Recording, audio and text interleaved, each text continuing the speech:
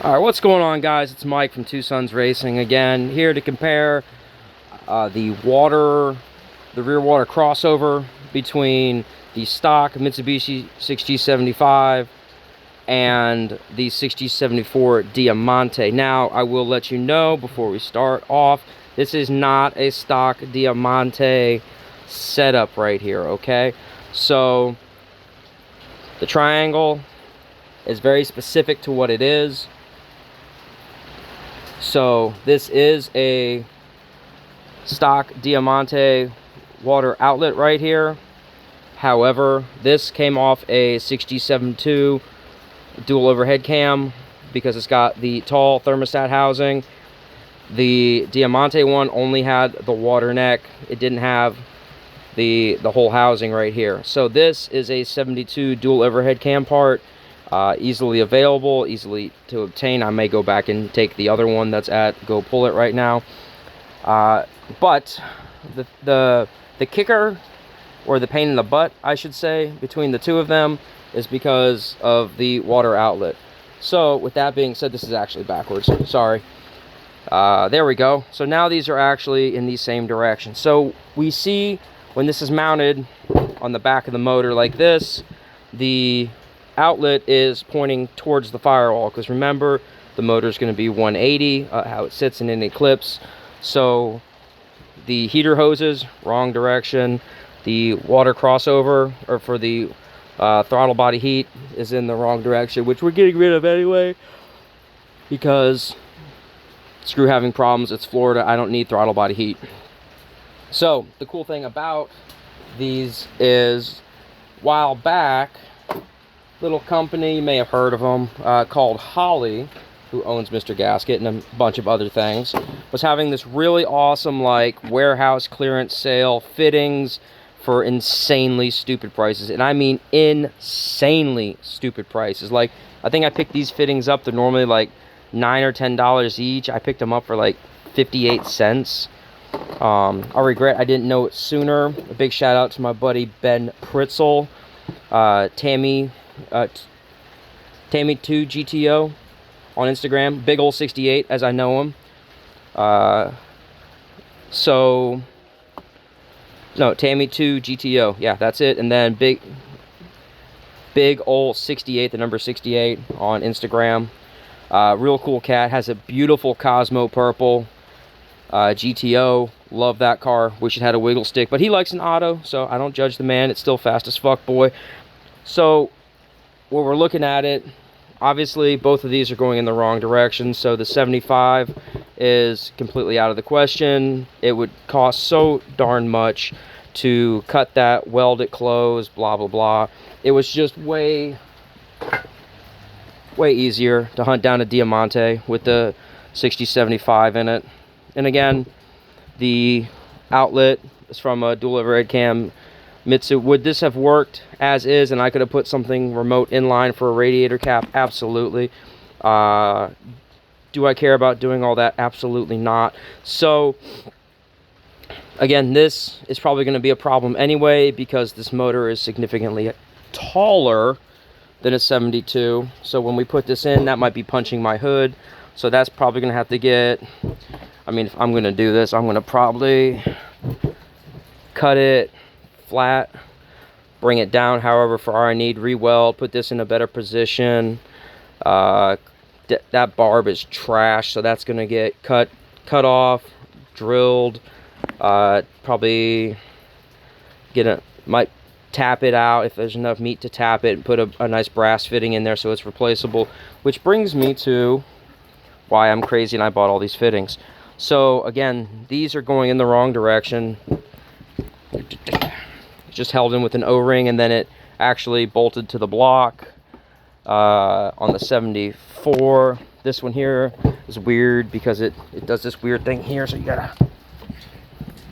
Now, I was thinking about just rotating that around like that, but that looks god-awful tacky. So, get off it! So, anyway, what I was thinking about doing to make this much simpler on me again, because this is the back going to the front, I was really thinking about taking this beautiful fitting here. Obviously, it's threaded for an MPT. The odds of me being able to clearance an MPT fitting into that hole there and have enough threads are non-existent. So what I would do then is I would simply round this hex so it gets a easier thing to do. So I'll probably ask my buddy Dave to chuck it up in his lathe, make that round, or I can just make it round myself the best I can. And to do that, all you're going to do is run all thread bolt through here, front and rear, you know, obviously. And then you're going to run jam nuts front and rear on it. I think it's about a 3/8, maybe 5/16 hole. Probably about 5/16 if I was a betting man. Anyway, you're going to clamp it in there, and then you're just going to take your drill, zip it down on the front, and then you're just going to spin it with your drill, and then you're going to hit it with your angle grinder with a flapper disc, and you're going to make a beautiful round part. I would recommend having it chucked up back here and doing that there, or you could even stick it up in a drill press and do it that way, and then just again angle grinder with a flapper disc, make that round, and then just use a file or something along those lines if you have a finger sander, belt sander, whatever you want to call it. And then just make those threads smooth. You want to make that round, or if you got a buddy with a lathe, even better, even faster. And then what you could do is just chuck that end into a lathe, machine the threads off of that so it's a perfectly smooth thing, and then flip it around, clamp it back here, and machine that down so that's perfectly smooth. And then that is going to just simply get shoved in there, welded around, and we're going to run a 180 heater hose. It's going to go down underneath this, which is the water crossover in the rear, which there's plenty of room back there. Run it under, might come up and just come under this way here, go that way. And then as far as this guy goes up top, again, we're running into the same issues. I was really wanting to AN fitting these things, but AN heater hoses would probably lead me down a rabbit hole of, let's put AN fittings on this, let's put AN fittings on that. And I'm just like, nah, I don't want to do that. Again, I want to keep it simple. That way if I need to go to the parts store, I'd be like, hey, I need to get a heater hose for whatever. But then I was looking at these as well and thinking about making those replaceable, or by putting these in here, I could use AN fittings with like a 180 right there or whatever. But I got tons of fittings, still trying to decide that. But again, this is the easiest, smartest setup because those are flat, well, sort of flat in the back, and they'll bolt right to it, no problem. And yeah, so if you look there, this one's a little offset.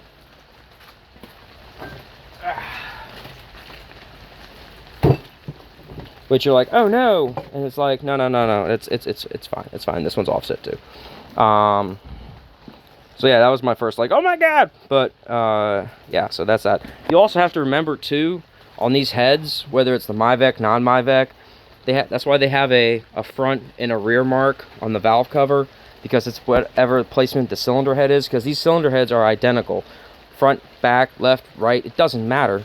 This head can go here, this head can go here, it doesn't matter. Because again, Myvec control solenoids here, Myvec control solenoids back here.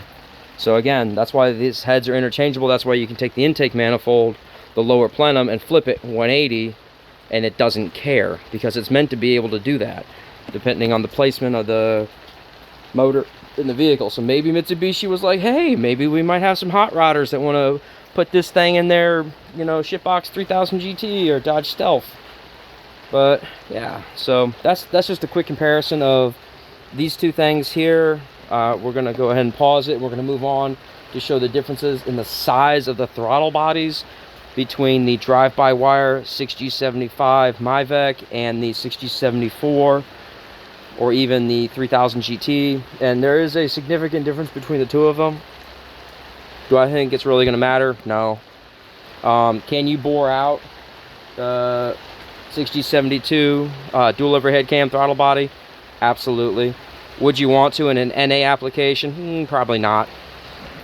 So let me pause it. We'll get the bench cleared off of water crossovers, and we'll move on to throttle bodies and intake manifolds. All right, guys, so I went ahead and I took a bunch of measurements, that way you're not sitting me sit here stumble. So this is the 75M drive-by-wire throttle body monstrosity. I absolutely don't care about. So could I possibly see about turning this thing into just a manual throttle body? Sure. Is there a crap ton of modification that would have to be done in order to make that work? Yeah. Do I care? No. This is a 72 dual overhead cam throttle body. Still has idle air. The FIAV, which is pretty much your throttle heat, which you don't need.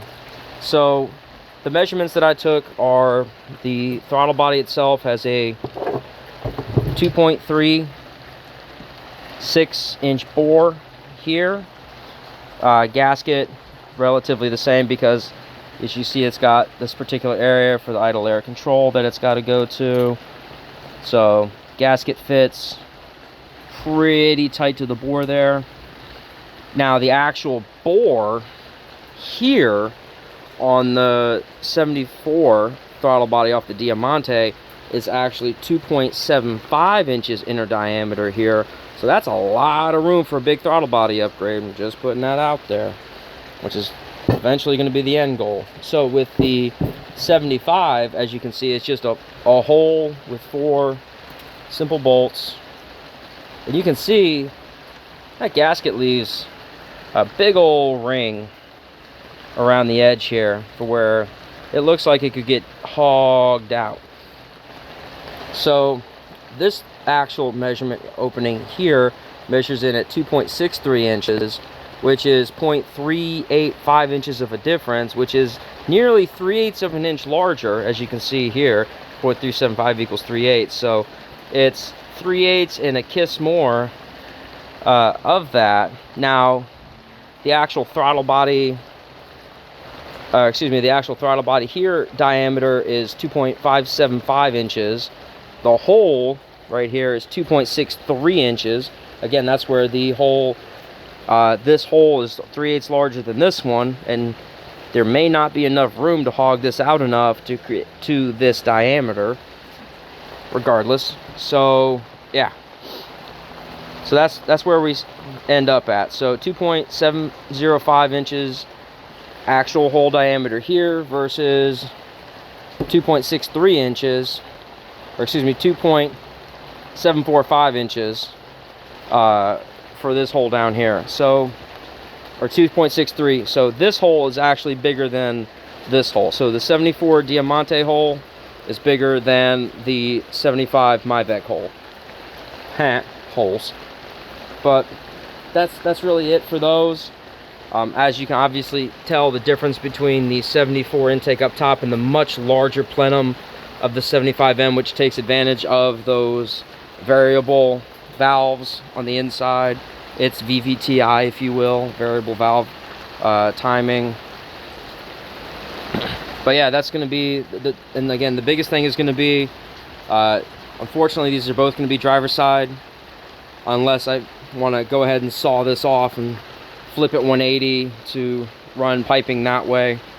I might, when I go big single or even twin, to make routing easier. I'm not sure yet. It's all going to be a matter of how the hull sets sit on this thing. Again, tomorrow we're going to be tacking up and getting everything going that way with headers. These are those beautiful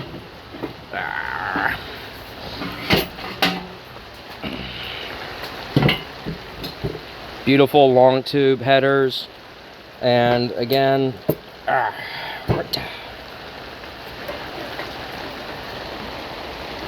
outside diameter is measuring 1.6 and change, so it's right around 1 5/8 outside diameter, depending on where you pick it up at. So yeah, it's 1.625.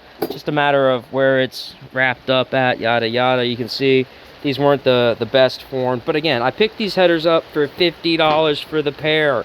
Like, brand new. I got a bag of the hardware and flanges somewhere around here. Like, these things were brand new. Dude found them in his shed. He's just like, nah, I don't want them anymore, man. 50 bucks. I was like, bro, let me come get them right now. Drove up into Georgia, a little bit north of St. Mary's, picked them up. And yeah. Oh, and that's a bell housing, that rusty looking thing for a Montero for my eventual planned rear-wheel drive conversion. So I'm going to make an adapter plate to bolt the Colorado MA5 to the back of that, excuse me, AR5 to the back of that. The MA5 is what's in the Solstice with the longer remote shifter, which is eventual goals, or because it's nice and round, the CD09 or any of the CD series transmissions or the JK series transmissions have really easy to make adapters. Might end up doing that. But the Colorado AR5 and the Solstice MA5 have been, you know, proven contenders when it came to 5-speed swaps to take abuse. They also have the same Ace and Warner bolt pattern on the back of the bell housing, which matches, for example, anything in the AX series of transmissions. So Dodge Dakotas with the V6, Jeeps, etc. Which, the cool thing about it is, I got a bunch of bell housings back there for V6 Dakotas, because for me, I plan on putting a Dodge Magnum 5.9 in my 95 240SX because LS swaps are stupid and everybody does them, and it's not unique and it's not original or creative. But that's my little soapbox. We'll get off that on another time. But yeah, so that's just a quick comparison of the intakes, the throttle body openings in this case, the actual drive-by-wire throttle bodies. Again, I might get bored because I don't absolutely care about this at all, and I might just go nuts with the Sawzall and grinder and just see about turning this into a manual throttle body, which if I could, sweet. If I can't, oh well, I don't really care, because I have plenty of throttle bodies to play around with. But yeah, that's it. Just a quick comparison with the intakes, the water crossovers in the back. Check out the other video for the oil pan comparisons between the Kia with the 6074 dual overhead cam motor and the 6075 single overhead cam Myvec motor. It's a great video, I think, and yeah, really informative. But that's it for now. Again, I'm still learning how to do these videos, so let me know what you like, let me know what you don't like. But please hit like and subscribe if you are a 3000 GT guy or a Dodge Stealth guy and you're trying to gain almost a full liter displacement more relatively cheap. And I say relatively cheap, while I won't be cutting any corners or doing anything like eBay cheap ass whatever parts. You know, I'm going to do it all right, all new parts, not really by the book because it's hot rodding, so it's going to be custom, but it's not going to be done cheaply. I want this, I'm going for longevity with this motor, not like just slap it in and get it done, make it, you know, wire nuts and shit like that. Everything's going to be properly crimped, heat shrigged, etc. when it comes to the wiring, because I'm a wiring nut. I absolutely love it, and fabricating. So that's it for now. Peace.